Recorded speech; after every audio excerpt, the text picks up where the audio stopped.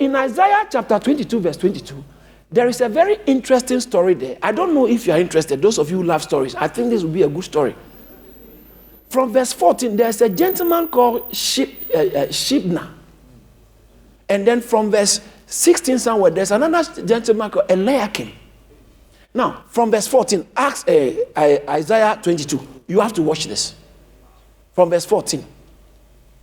Then it was revealed in my hearing by the Lord of hosts, surely for this iniquity, there will be no atonement for you, even to your death, says the Lord of. Verse 15. That's Shebna coming. That says the Lord of hosts, go proceed to the steward, to Shebna, who is over the house, and say. Now, Shebna was like a caretaker. If the king was not there, he was there. Not by political appointment or monarchical appointment, but for sovereignty. But he was a servant.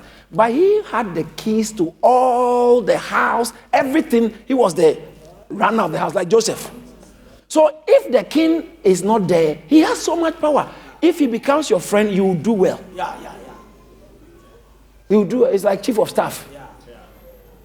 So Shebna was like the chief of staff. He controlled almost everything by the king.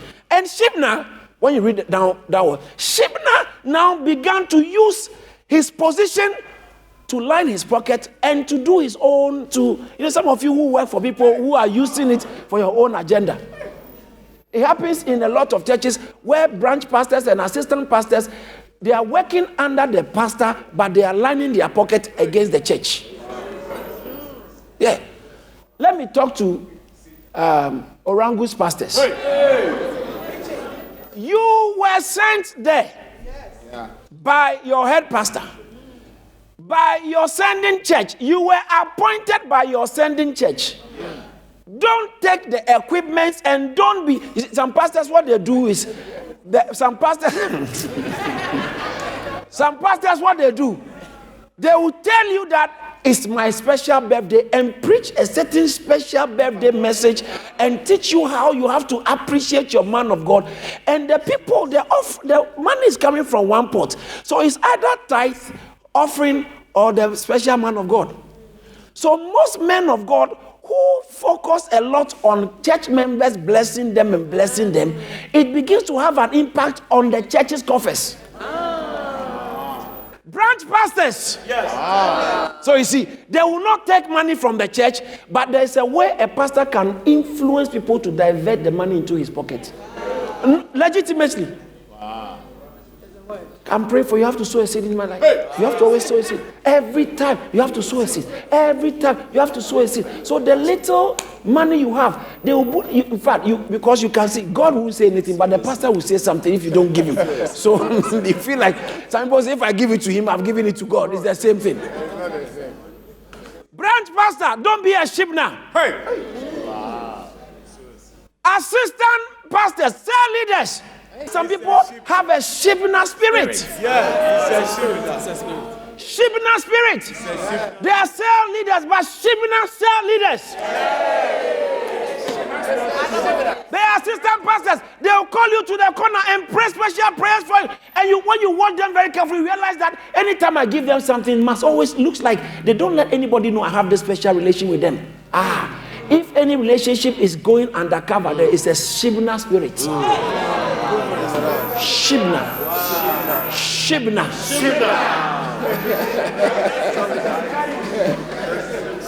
They are counseling you privately. You're calling them, and we never know. I am your pastor. How is it that you're no, people who represent me are not telling me anything about you. That's the Shebna thing. And then when they come and ask you, can you borrow me money?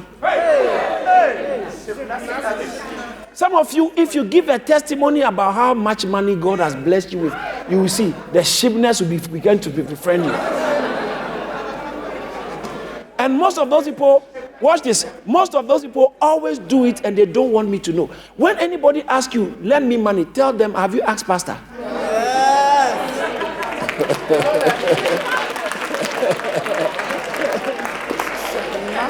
And the best, I'm going to spoil the business. And the best is if they send you a message, email or text, please just take a screenshot, send it to me, and I'll send it back to them.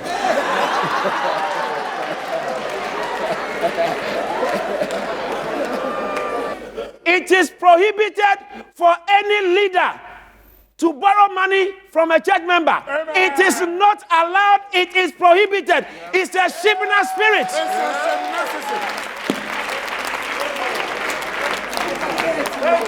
Cell leader, sound leader, department leader, whatever. Nobody is allowed. It's not supposed to. Oh, please, I'm dying. The doctor said I need to buy this injection. Please. Let them go to the appropriate quarters. Yes. Secondly, I didn't intend to bring this, but I think because of Shebna. Secondly, nobody is supposed to use church position. Maybe you're a chorister, you're a cell leader, to project or introduce business to people. So I'm starting a business. Let's do it together. And then I sell that guy who was going to visit people who was selling electricity,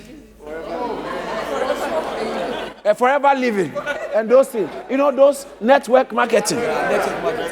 I've met Mary Kay and all those things. No, I'm not saying you can't introduce stuff you do to people, but you can't use your leadership position. And now, because of you're a leader, you are trying to you are a church leader, you are not a business leader.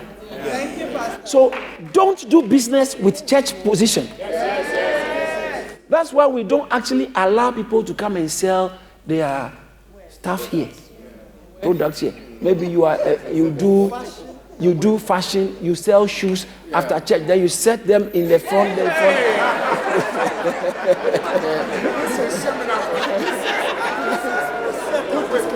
It's a Shibna spirit.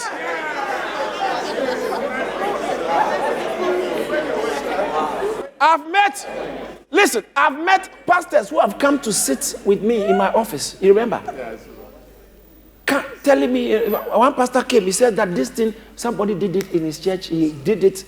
The guy is already driving BMW, fresh one. Network, because if people who go on holidays in our church, if I can get them to book through this, Pastor, you will get a serious commission. And I was looking at him, and I think this guy is insulting, but doesn't know. Sometimes you just have to be decent. You're coming to introduce business to me. Did I tell you I'm a businessman? Who told you I'm looking for money? Yes. I'm looking for souls for the kingdom. I'm a soul trader.